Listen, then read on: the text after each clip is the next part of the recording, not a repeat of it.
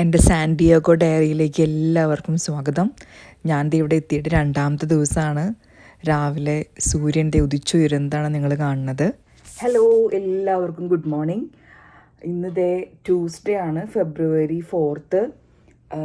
ഞാൻ റെഡിയായി. എനിക്കിപ്പോൾ രാവിലെ പോയിട്ട് ബ്രേക്ക്ഫാസ്റ്റ് കഴിക്കണം. പിന്നെ എന്താ പറയുക, ഉറക്കം ഇതുവരെ ശരിയായിട്ടില്ല കേട്ടോ. ഇന്നലെ രാത്രി ഞാൻ ഉറങ്ങി, രാവിലെ 2 മണിയായപ്പോൾ എണീറ്റു. എന്നിട്ട് പിന്നെ ഉറങ്ങാനൊന്നും പറ്റിയിട്ടില്ല. അപ്പോൾ ഞാൻ വിചാരിച്ചു വീഡിയോ എഡിറ്റ് ചെയ്തിടാന്ന്. അങ്ങനെയാണ് ഞാൻ ഇന്നലെ അവിടെ നിന്ന് ഫ്ലൈറ്റിൽ കയറുന്ന വീഡിയോ ജസ്റ്റ് എഡിറ്റ് ചെയ്തിട്ട് ഇട്ടത്. ആ സമയത്ത് എണീറ്റപ്പോൾ അതിടാമെന്ന് വിചാരിച്ചു. ഇനിയിപ്പോൾ ഇന്ന് എനിക്ക് കുറേ മീറ്റിങ്ങുകളും കാര്യങ്ങളൊക്കെ ഉണ്ട് കോൺഫറൻസിനോട് ബന്ധപ്പെട്ടിട്ട്. അപ്പോൾ അതിന് പോകണം. പിന്നെ ബ്രേക്ക്ഫാസ്റ്റ് കഴിക്കാൻ പോകണം. അപ്പോൾ ഞാൻ ബ്രേക്ക്ഫാസ്റ്റ് കഴിച്ചിട്ട് പിന്നെ മീൻസ് ഒരുപാട് നമുക്കിങ്ങനെ കോൺഫറൻസിൻ്റെ സമയത്തുള്ള വീഡിയോസൊന്നും എടുക്കാൻ പറ്റില്ല. കാരണം എന്താ വെച്ച് കഴിഞ്ഞാൽ അവിടെ ഒരുപാട് ഡെലിഗേറ്റ്സും ആൾക്കാരൊക്കെ ഉണ്ട്. അപ്പോൾ അവരുടെയൊക്കെ നമ്മളിങ്ങനെ വീഡിയോ എടുക്കേണ്ടത് ശരിയല്ലല്ലോ. അപ്പോൾ അങ്ങനെ എനിക്ക് പറ്റില്ല. ഞാൻ ഒറ്റയ്ക്ക് പോകുന്ന സ്ഥലങ്ങൾ അല്ലെങ്കിൽ എനിക്ക് കംഫർട്ടബിൾ ആയിട്ടുള്ള സ്ഥലങ്ങളിൽ മാത്രമേ വീഡിയോ എടുക്കാൻ പറ്റുള്ളൂ. ബാക്കിയുള്ള കാര്യങ്ങൾ ഞാൻ അപ്ഡേറ്റ് ആയിട്ട് പറയാം കേട്ടോ. അപ്പോൾ നിങ്ങൾക്ക് ഞങ്ങളുടെ വീഡിയോസ് ഇഷ്ടപ്പെടുന്നുണ്ടെന്ന് വിശ്വസിക്കുന്നു. Thank you so much for all the support. പിന്നെ ഈ ചാനൽ സിമ്പിൾ ലൈഫ് സ്റ്റൈൽ എന്ന് പറഞ്ഞ ചാനൽ സബ്സ്ക്രൈബ് ചെയ്യുക.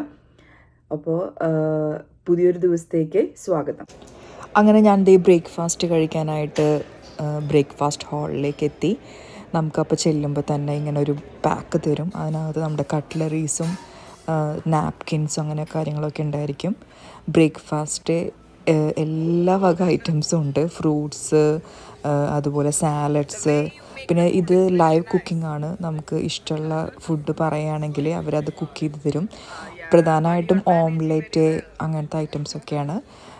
അടിപൊളി ഫുഡൊക്കെ ആയിരുന്നു. നമുക്ക് ഇഷ്ടമുള്ള അത്രയും എടുത്ത് കഴിക്കാം.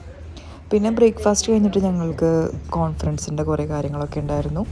അത് കഴിഞ്ഞൊരു ആഫ്റ്റർനൂൺ ആയപ്പോൾ ഞാനൊരു 1 hour ബ്രേക്ക് എടുത്ത് ഇവിടെ അടുത്ത് തന്നെയുള്ള ഫാഷൻ വാലിയിലേക്ക് ഒരു ചെറിയ ട്രിപ്പ് പോയി. അപ്പോൾ അവിടെ പോയപ്പോൾ അവിടെയുള്ള കുറച്ച് കാഴ്ചകളാണ്. അവിടെ മെയിനായിട്ട് ഞാൻ കയറിയത് JC Penney എന്ന് പറഞ്ഞിട്ടുള്ള ആ ഒരു ഷോപ്പിലായിരുന്നേ. അതിവിടുത്തെ ഒരു മൾട്ടി ക്ലോത്തിങ് സ്റ്റോറാണ്. മിക്ക സ്ഥലത്തും ഇവിടെ അമേരിക്കയിലുള്ളതാണ് ഈ JC Penney എന്നുള്ളത്. അഫോർഡബിൾ റേറ്റിൽ നമുക്ക് ക്ലോത്ത്സൊക്കെ വാങ്ങിക്കാൻ പറ്റിയൊരു അടിപൊളി സ്ഥലമാണ്. അങ്ങനെ ഞാൻ അവിടെ ചെന്ന് കുറച്ച് ഡ്രസ്സുകളൊക്കെ ട്രയൽ ചെയ്ത് നോക്കായിരുന്നു. ഇതിൽ കാണിക്കുന്ന ഡ്രസ്സുകൾ ഞാൻ വാങ്ങിച്ചതാണ്. എനിക്ക് ഭയങ്കര ഇഷ്ടമായിട്ട് ഞാൻ വാങ്ങിച്ചതാണ് അവിടുന്ന്. അവിടെ പിന്നെ ഒരുപാട് ഷോപ്പുകൾ ഉണ്ടായിരുന്നു കേട്ടോ. പക്ഷെ അവിടേക്കൊന്നും ഞാൻ പോയില്ല, തിരിച്ചു പോവാണ്. ഇവിടെ ഫയർ ഉണ്ടായില്ലേ, നിങ്ങൾ കേട്ടിട്ടുണ്ടായിരിക്കും. കഴിഞ്ഞ വർഷം ലോസ് ഏഞ്ചൽസിൽ ഇങ്ങനത്തെ വാലികളിലൊക്കെ തീപിടുത്തുണ്ടാവുകയും അങ്ങനെ കുറേ സെലിബ്രിറ്റീസിൻ്റെ വീടുകളൊക്കെ കത്തിപ്പോവുകയൊക്കെ ചെയ്തത്. അത് നിങ്ങൾ കേട്ടിട്ടുണ്ടായിരിക്കും. അതിനോട് അടുത്തിട്ടുള്ള സ്ഥലങ്ങളാണ് കേട്ടോ ഈ ലോസ് ഏഞ്ചൽസിലത്തെ കുറച്ച് വാലീസാണ് ആ ഒരു ഫാഷൻ വാലിയുടെ പിന്നിലുണ്ടായിരുന്നത്. അങ്ങനത്തെ കുറേ സ്ഥലങ്ങൾ കണ്ടു. തന്നെ തീപിടിച്ചിട്ട് കുറ്റിക്കാടുകൾ തീപിടിച്ചിട്ടുള്ള സ്ഥലങ്ങൾ.